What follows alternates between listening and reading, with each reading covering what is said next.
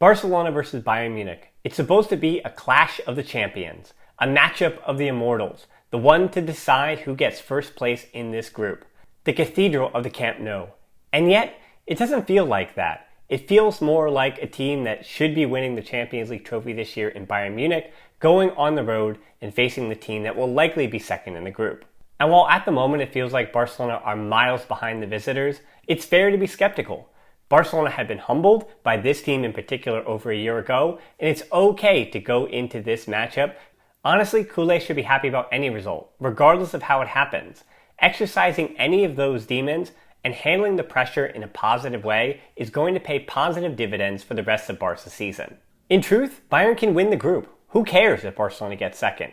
It's all about what you do in the knockouts anyway, and there are good teams that are going to finish second in their group. They need to show the fight and resolve to carry them through the next few weeks, culminating in that matchup in a few weeks' time with Benfica, which unlike Bayern Munich, is going to be a must-win match. For Barcelona, it's all about avoiding those headlines that say that this is a team in crisis, because unfortunately, they're still haunted by those demons of the 8-2. But truth be told, I feel like a lot of those demons have already been exercised. Quique Setien is long gone as the manager of FC Barcelona, and the president, Josep Bartomeu, who many of the players, including Piqué, including Little Messi in a press conference, had stated around that time that they didn't really want to be playing for that president anyway. And he is also long gone, even if the financial issues that he left the club with are still going to be around for a while. It's no secret that Barcelona are in flux, and what makes Kool-Aid a bit dangerous is that Bayern Munich is always the epitome of stability. They will likely be starting a number of the players that featured and started against Barcelona in that 8-2, including Thomas Muller,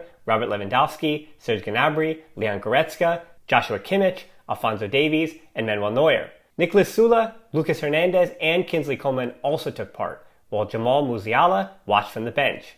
For those keeping count at home, that's 7 returning starters plus 3 off the bench. And before anyone says anything, yes, Felipe Coutinho did feature in that match for the Germans, and yes, he did score 2 goals. This time around, he could be healthy and feature for the Blaugrana. For Barcelona, there's obviously been a much bigger clean-out since that match, with 7 players who started in that match potentially featuring, 6 likely to start. With Clement Lenglet down the depth chart, that leaves Gerard Piqué and Jordi Alba if they're healthy, Sergio Busquets, Frankie de Jong, Marc-Andre ter Stegen, and likely Sergio Roberto to start again.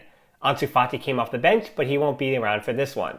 Peña, Neto, Araujo, Mingueza, Puig, and Dembélé all looked on from the bench in that match. Fortunate not to have to take a part. Now let's compare those two lineups with what we'll likely see tomorrow. As I broke down on the latest podcast with Bavarian Football Works, Barcelona's lineup might actually be pretty straightforward. It may be a 3-5-2 or it could be a defensive 4-3-3. Either way, with Martin Braithwaite out, Serginho Dest not 100%, and Felipe Coutinho having not played for 9 months, I think the 11 is going to be Ter Stegen, Araujo, Piqué, and Mingueza, Busquets, Frankie de Jong, Pedri, Alba, Roberto, Memphis, and Luke de Jong. I know he's never played for Barca, but a week of training and the role of holding up the ball and alleviating pressure is basically the same everywhere for de Jong, that being Luke de Jong. And against Bayern, I don't think we'll see Barca do any complex pressing. I think it'll be a mid to low block, weird to say for Barcelona, but I think Bayern's organization and high-octane press are going to be a lot for Barcelona to handle, and they're going to have to play this one safe. Any chance Barca has in this match, aside from some individual magic from Memphis, or some fortuitous bounces on some set pieces from Luke de Jong, or Araujo, or Piqué, is all about Barcelona's midfield 3. If Frankie de Jong is the best midfielder in the game, and Pedri and Sergio Busquets get their positioning correct in defensive transition, Barca can keep their heads afloat.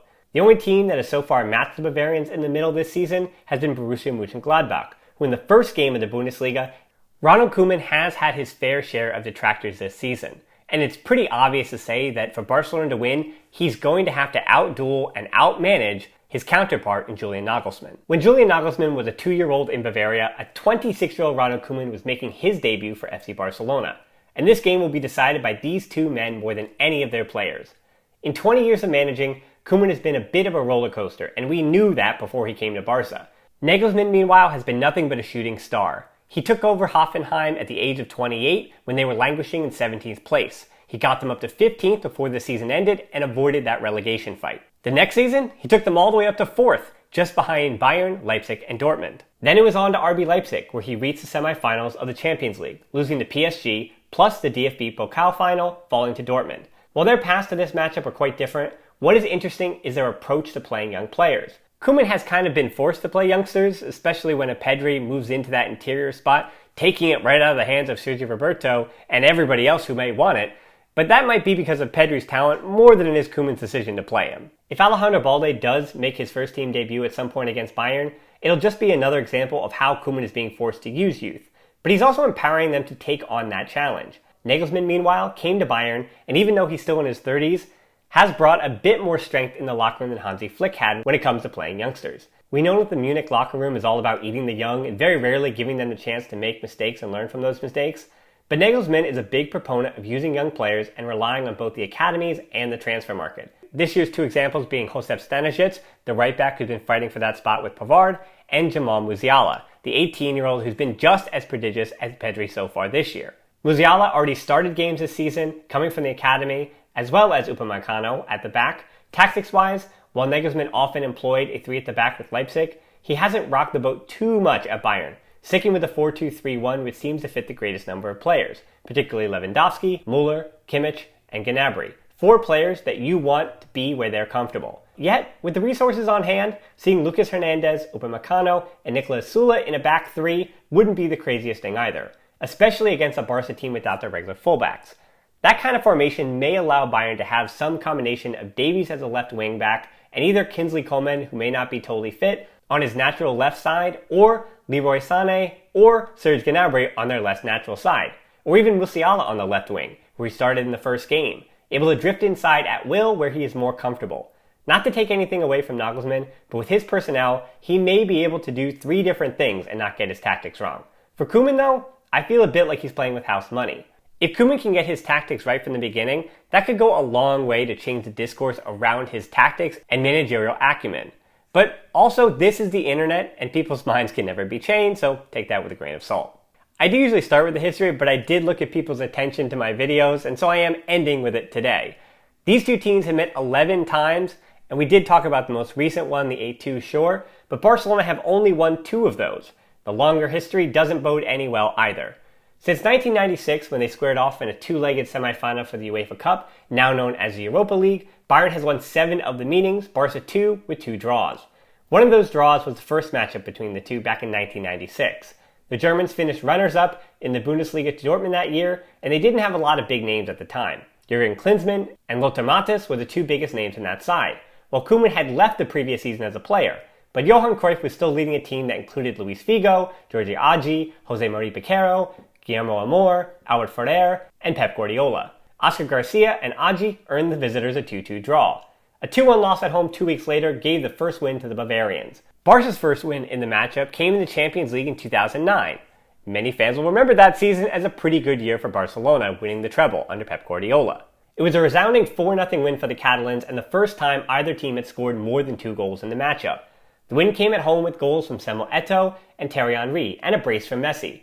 Bayern Munich returned the favor in 2013 in the Champions League semis. A 4-0 demolition led by Müller, Robben, and Mario Gomez, and a 3-0 at the Camp Nou for an ugly 7-0 aggregate.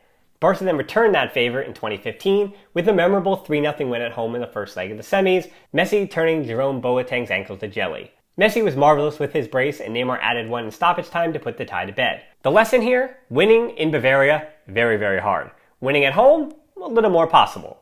History also says that both these teams, FC Barcelona and Bayern Munich, should win their opening matchup in the group stage of the Champions League. Barca has not lost an opening Champions League game since they were beaten by Newcastle back in 1997. The 22 first-day fixtures since that time have resulted in 17 wins and 5 draws. Bayern, meanwhile, haven't lost since the 2002-03 season to that Super Tepor side. So I guess with this history, it's a little bit of an advantage to the Catalans. And win or lose, we'll be here. We are planning a podcast for the night afterwards. I just hope it's a game that Kool-Aids can enjoy, regardless of the result, and that Barca come out and fight on their home turf. I'll also have a review out here on the site coming out tomorrow night, so plenty of content. Again, win or lose, I hope it's a good result, but make sure you subscribe, give this video a like to make sure you don't miss any of our content. Good luck to Barcelona, and until next time, Forza Barça.